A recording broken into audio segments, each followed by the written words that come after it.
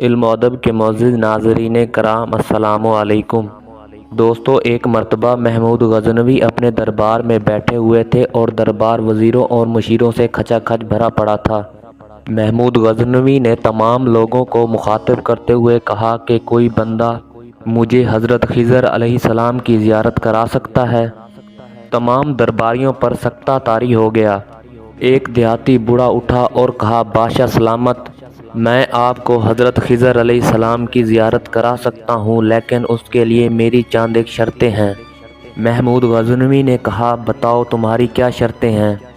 دیہاتی نے کہا کہ حضرت خضر علیہ السلام سے زیارت کے لیے 6 ماہ پر دریا کے کنارے چلہ کاٹنا پڑے گا۔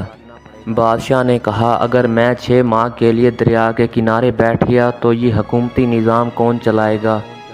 اس پر دیہاتی نے کہا، بادشاہ سلامت، اگر آپ چاہیں تو میں آپ کی جگہ یہ چلہ کاٹ سکتا ہوں اور آپ کو حضرت خضر علیہ السلام کی زیارت کرا سکتا ہوں، لیکن میری ایک شرط ہے کہ جب میں 6 ماہ کا چلہ گھر سے دور کاٹوں گا تو میرے گھر کا راشن آپ 6 ماہ کے لیے پہنچائیں گے۔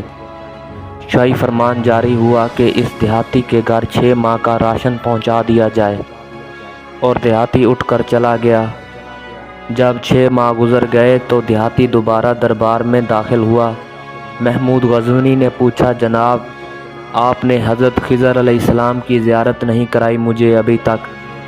تو دیہاتی نے نہایت ہی ادب سے جواب دیا، بادشاہ سلامت، میں جو چلہ کاٹ رہا تھا اس کے چند ایک الفاظ آگے پیچھے ہو گئے ہیں، لہذا 6 ماہ کے لیے مجھے دوبارہ چلہ کاٹنا پڑے گا۔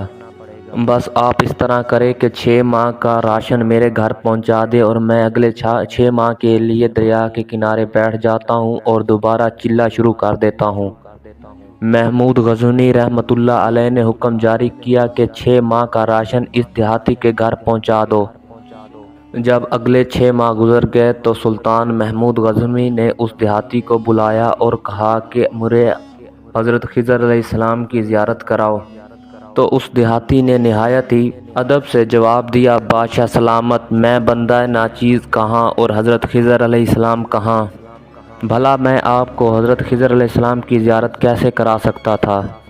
میں ایک گناہ گار بندے کی بھلا کس طرح حضرت خضر علیہ السلام سے زیارت ہو سکتی تھی؟ بادشاہ سلامت، دراصل میرے گھر میں راشن نہیں تھا، میں نے سوچا چلو آپ سے ہی 1 سال کا راشن لے لیا جائے۔ یہ بات سن کر سلطان محمود غزنوی غصے سے لال پیلے ہو گئے۔ بادشاہ کو دیہاتی کی یہ بات سن کر بہت غصہ آیا۔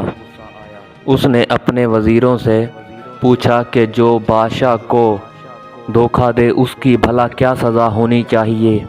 ایک مشیر نے کہا، جناب عالی، اسے کتوں کے آگے ڈال دینا چاہیے۔ دربار میں ایک سفید داڑھی والے بزرگ بھی موجود تھے۔ اس پر انہوں نے کہا، بادشاہ سلامت، اس وزیر نے بالکل صحیح مشورہ دیا ہے آپ کو۔ محمود غزنوی نے دوسرے وزیر سے پوچھا کہ اس کی کیا سزا ہونی چاہیے؟ اس پر دوسرے وزیر نے کہا، جناب عالی، اس کے چھوٹے چھوٹے ٹکڑے کر دینے چاہیے اور چیل کووں کو کھلا دینا چاہیے۔ اس پر اس سفید بزرگ نے کہا، بادشاہ سلامت، آپ کے اس وزیر نے بالکل ٹھیک کہا ہے۔ محمود غزنوی نے اپنے سب سے پیارے غلام ایاز سے پوچھا، ایاز، تم اس بارے میں کیا کہتے ہو؟ اس پر ایاز نے کہا، اے بادشاہ سلامت، اگر آپ کے خزانے سے کسی غریب نے 1 سال راشن لے لیا ہے تو اس پر آپ کے خزانے میں کوئی کمی نہیں ہوئی، میں تو آپ کو یہی کہوں گا کہ آپ اسے معاف کر دیں۔ ایاز کی اس بات پر دربار میں موجود اس سفید داڑھی والے بزرگ نے کہا، بادشاہ سلامت، ایاز نے بھی بالکل ٹھیک کہا ہے۔ سلطان محمود غزنوی نے اس بزرگ کی طرف دیکھا اور جو اس نے پہلے اس طرح کے بزرگ کو کبھی نہیں دیکھا تھا، اور ان سے مخاطب کرتے ہوئے کہا کہ آپ نے سب کی بات پر ٹھیک کہا ہے، اس کا کیا مطلب ہے؟ اس پر اس سفید داڑھی والے بزرگ نے کہا، جناب عالی، آپ کے جو پہلے وزیر نے مشورہ دیا ہے کہ اسے کتوں کے آگے ڈال دیا جائے، دراصل اس کے باپ دادا کتے لڑاتے تھے، اس نے اپنی نسل کی پرکھ کرائی ہے۔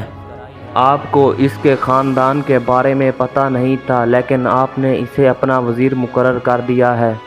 اور جو آپ کا دوسرا وزیر ہے جس نے مشورہ دیا کہ اس کے چھوٹے چھوٹے ٹکڑے کر دیے جائیں، دراصل وہ ایک قصائی ہے۔